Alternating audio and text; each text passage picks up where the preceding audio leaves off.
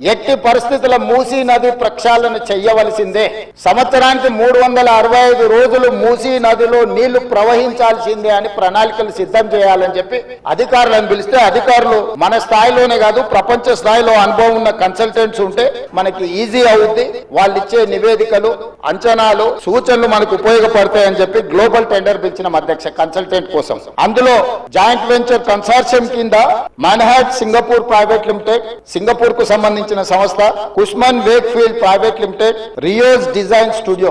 ఒకరు ప్రాజెక్టులు డిజైన్లలో, రెండవరు ఫైనాన్షియల్ కన్సల్టెంట్స్. ఒక ఆర్థికంగా ఏ రకంగా బ్యాంకుల నుంచి రుణాలు పొందాలి, ఏ రకంగా వ్యాపార కేంద్రాలను అభివృద్ధి చేయాలి, మూడవరు నీళ్లను ఏ విధంగా ఉపయోగించాలో ఈ ముగ్గురు కన్సార్షియం కింద ఏర్పడి ఈ రోజు మూసీ రివర్ డెవలప్మెంట్ ఫ్రంట్ నుంచి మనం టెండర్లు పిలిచి ఈ కన్సల్టెంట్స్ మనం అపాయింట్ చేసుకోవడం జరిగింది అధ్యక్ష.